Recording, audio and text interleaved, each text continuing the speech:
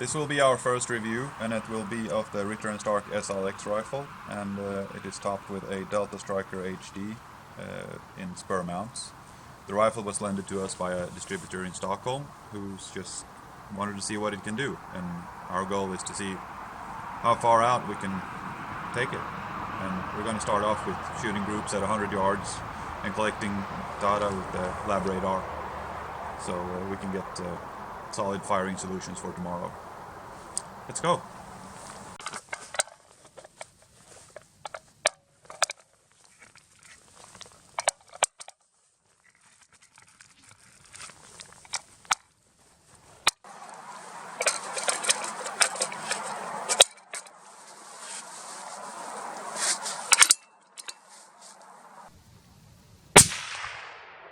We are going stuck.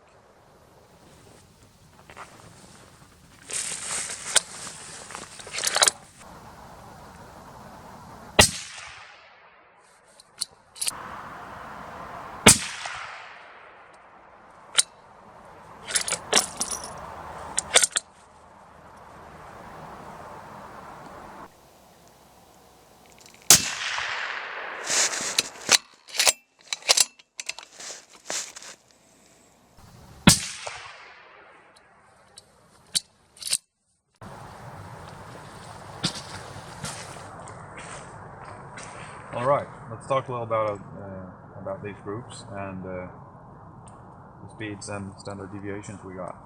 Starting off with the 147 grain from GGG, which is pretty much just NATO ball. We got an average of 840 meters a second, standard deviation of 2.1 and an extreme spread of 7. Pretty good numbers, but with a shitty group that doesn't really matter. Moving on to the 155 grain from the same company. GGG uses the Sierra Match King bullets for their line of ammunition, and we got a pretty decent group over here. Average of 842 meters a second, standard deviation of 4 and an extreme spread of 10. Pretty good numbers and a pretty good group. 175 grain, also the Sierra Match Kings. Group's pretty much the same. Also pretty good numbers, average of 797 meters a second, standard deviation of 5.7, extreme spread of 14. About the same. The 180 grains, also the Match Kings. They actually did a little bit better group. Had an average of 787, standard deviation of 2.6, which is really good for factory ammunition, and an extreme spread of 7. And the next one we have our train wreck, the 190 grain Sierra Match Kings from the same company. Well, the group kind of does it all. It's terrible. Got an average of 768 on SDF 8.2 and ESF 14, but we're not going to use that any further on, so we're just going to... Moving on, the rifle was delivered with a proof of accuracy using, it just said a 168 grain bullet, and it was a really tight group. We'll show that to you later. So we figured that maybe the 168 grains would give us the best group. However, it didn't. It also gave us quite shitty numbers of an SDF 10.8 and an extreme spread of 25. Instead of Zombie Max from Hornady. And moving on to another terrain wreck, the 155 grain Lapua. It's, well, you can see it speaks for itself. Alright, I spoke earlier about the proof of accuracy that was delivered with the rifle, and well, this is what it looked like. 3 shots, 0.35 MOA. Pretty far from the results we were given. However, we did not have this exact type of ammunition. Maybe it works better. I don't know. However, I'm not overly impressed with the accuracy, but it's a factory rifle, and I don't know what more you can expect from factory ammunition. Another thing that we noticed was we got severe cratering on pretty much every primer, on every case, and we also got ejection marks, pretty bad ones actually, on the Lapuas and on the Hornady and the GGGs. So pretty much we have high pressure signs all over the line, but we did not get the speeds that is usually associated with overpressure. They were pretty average speeds that we have gotten from similar rifles. So the reason for this, I do not know, but it can't be good. This is what we were talking about. You see here on the Lapuas, there's actually brass shavings on the cases. This I would probably not use for a reload later on. And we got the same with the Hornady, however not as severe. And GGG gave us similar marks, but then again, they were not as significant as with the Lapuas. Also looking at the bolt, you could see that there's a substantial amount of brass that's left on the bolt itself. Alright, first impressions after shooting it at 100 yards.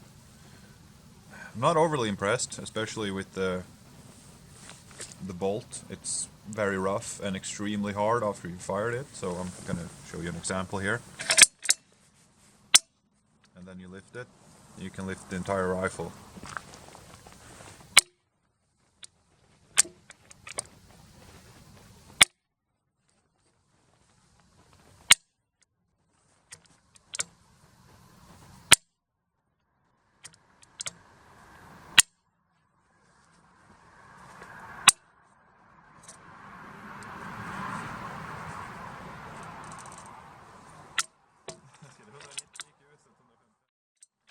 It's extremely hard to stay on target with a bolt that rough. It's just... maybe it gets better, I don't know, but I'm not impressed. Other things I don't like is you're forced to hold the grip like this, which I don't really like. I prefer to hold it like this with my thumb, but being this edge is really sharp, it actually hurts firing the rifle having your thumb like this. The good thing is though that it's AR compatible, so you can replace it to something that you really like. I don't like this. If I owned this rifle, I would definitely change it. So the plan for today was to take the Ritter Stark past 1,000 meters, but current weather conditions, we're just gonna have to sit tight and wait it out. We've got maybe 400 meters of visibility. Yeah, that's just not good enough.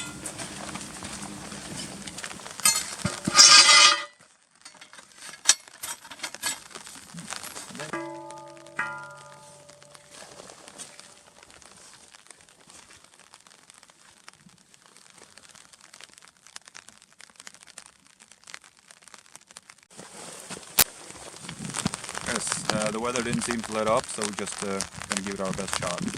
Target, as we said, is a 60 centimeter Ardox gong, and we managed to mill it using the Delta Striker to 0.8 mils, which is 750 meters.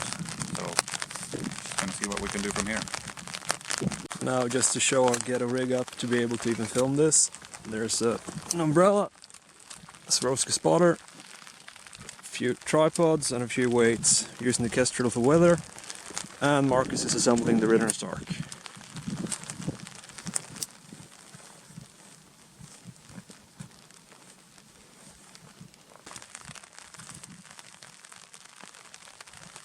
So right now we're trying to build a position in a less than favorable terrain.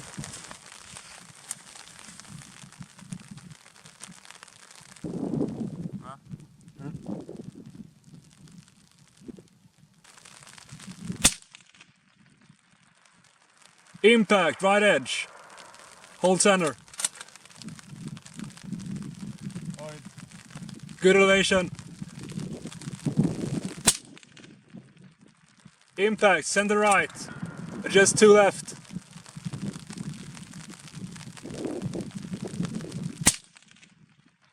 Impact, same as before. Keep going left, 0.2. Impact, nice regroup. Okay, so that was actually a first round hit with a clean bore at 750 meters, which we estimated with this scope, and well, it was a hit, and following shots were also hits. I'm impressed by the ammunition. We had 7 mils of elevation at 750 meters and a density altitude of 300 meters. Not a bad start, actually. We'll see how the other types of ammunition do. Well, as you can see over there, it got even worse. So yeah. Anyways, here's the target, and that one was the first clean bore shot. We corrected and put the other 9 ones in here, which is covered by one hand. I find that quite impressive actually, even though it is a big target, but the group is very nice at this distance considering factory ammunition. The other hits came from the 190 grains, who were all over the place. The 175 didn't hit anything since we couldn't see the target, and Robert had a shot or two with his 6XC. So that's pretty much it.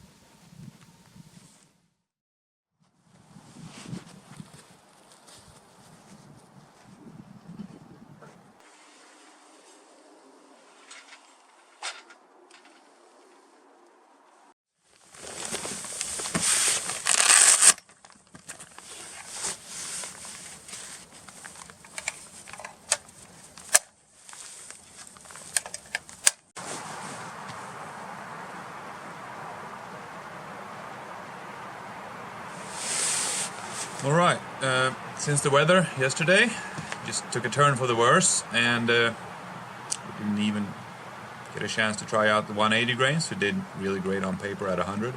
So this is day 3 of the test, and we're just gonna have to try the 180 grains at 300 meters at a range instead, because we only had access to the long range part for 1 day. Well, tough luck.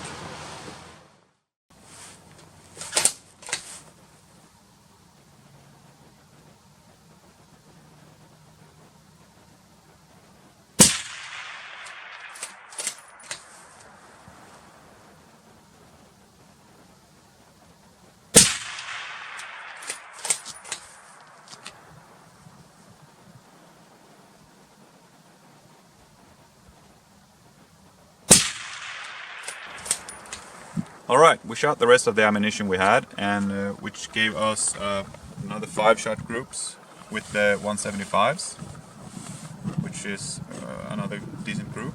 But here we have 4 shots with the 180 grains and another group with the 175s. I'd say these are pretty good groups considering 300 yards or 300 meters. And as I said earlier, and I've pointed out during this entire video, it's factory ammunition and a factory rifle. To disassemble the barrel from the action, you first loosen 2 bolts on each side of the handguard to remove the handguard, and then you have 3 bolts that holds the barrel to the action.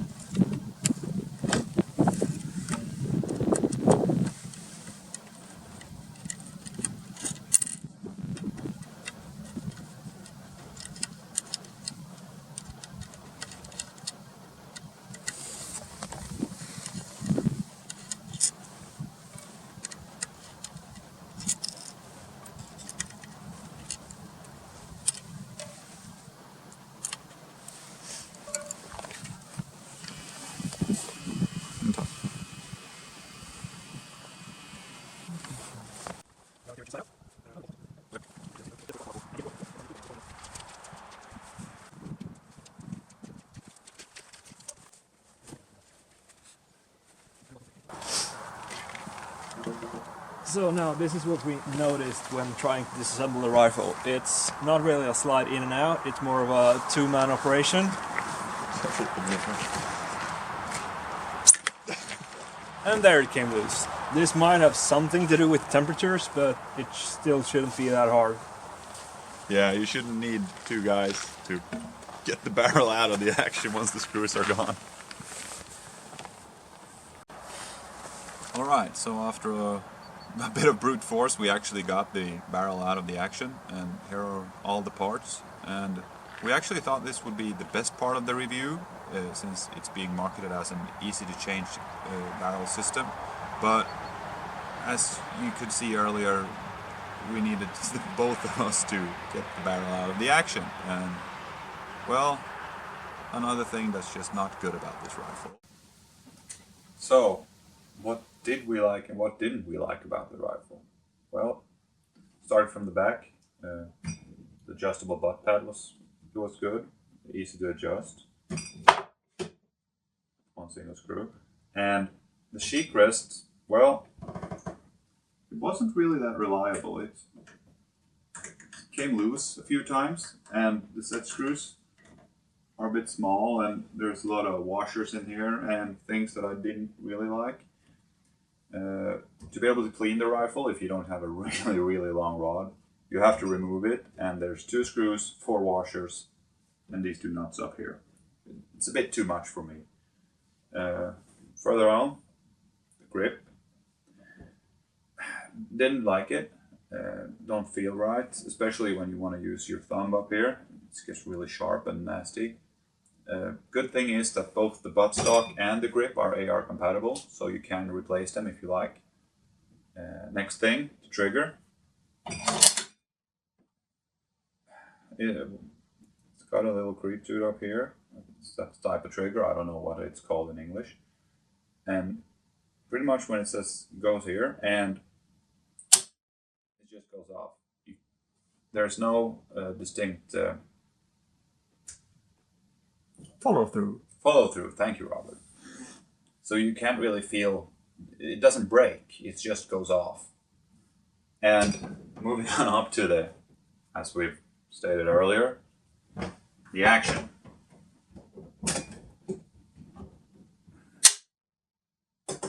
It's a bit too rough to open up. I mean, come on, guys. That's probably the worst I've ever felt in my entire life. It's just not good. I mean, if it's supposed to be like that, design flaw, if it got through quality control, you guys really need to step this thing up. And further up, the barrel changing system. Sure, it was supposed to be easy, you know, using 4 of these and 3 screws up here. And the barrel was just supposed to come off. But as you saw earlier, both of us needed to, you know, get a firm grip on the rifle and pull for it to come off. And when we put it back in and did the whole procedure again, it was the exact same thing. The barrel just wouldn't come off easy. So another thing, maybe it's not supposed to be like that, but it shouldn't have slid through if it wasn't supposed to be like that. The handguard up here, M-locks, pretty nice. Gives you a lot of mounting options. The bipod that we were lended was the Fort Meyer. Really nice for prone shooting. Had a bit of issues with when we were shooting slightly uphill. They didn't really give us, you know, enough. It's quite easy for the buttstock just to hit there, and then when you get a rear bag underneath, it's pretty much just level. No good. But I guess that's not one of the intended areas of use, I suppose. Other than that, well, it shoots good. It shoots really good.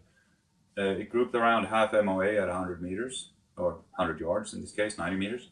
And at 300, it was pretty much the same.